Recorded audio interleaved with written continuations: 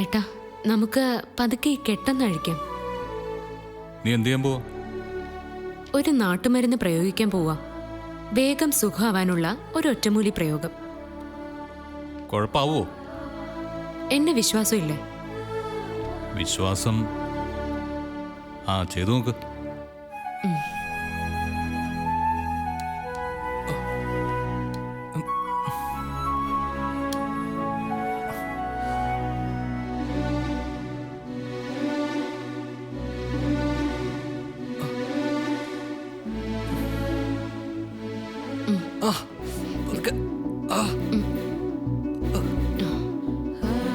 പതുക്കെ.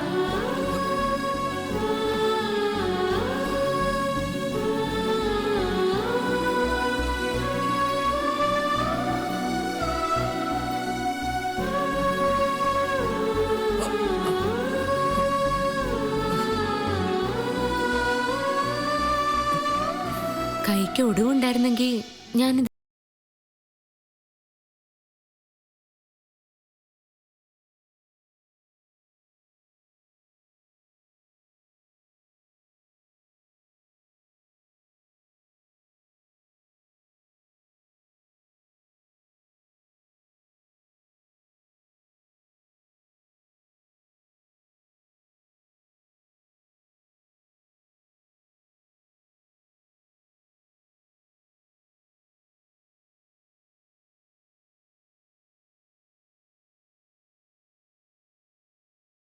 കുഴപ്പമില്ല.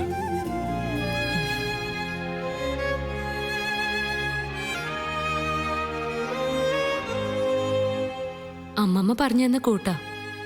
കുട്ടിക്കാലത്ത് ഇതിട്ട് എത്ര പേരുടെ നീരും ചതവുക മാറ്റിയിട്ടുള്ളെന്നറിയോ?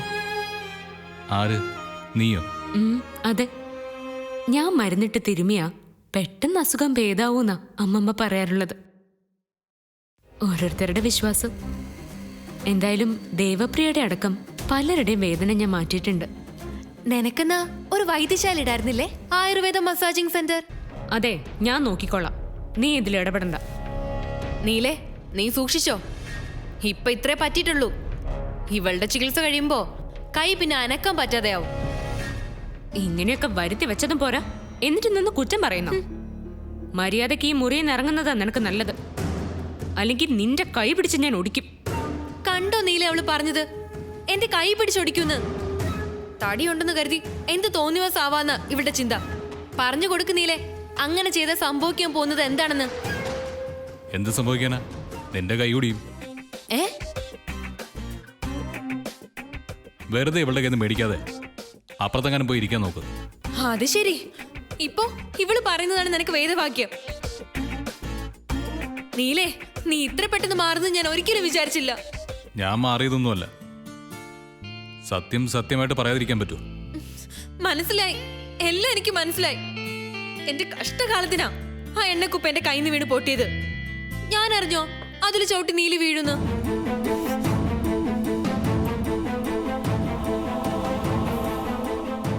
അതെ, ഒരു നുണ 100 തവണ ആവർത്തിച്ചെന്ന് കരുതി അത് സത്യമാവാനൊന്നും പോകുന്നില്ല.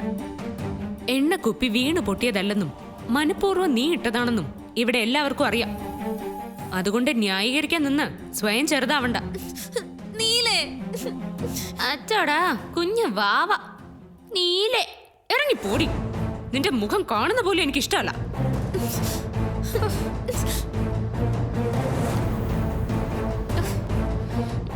രണ്ട് തെറിയും കൂടി പറയായിരുന്നല്ലേ? നീ മരുന്നിട്.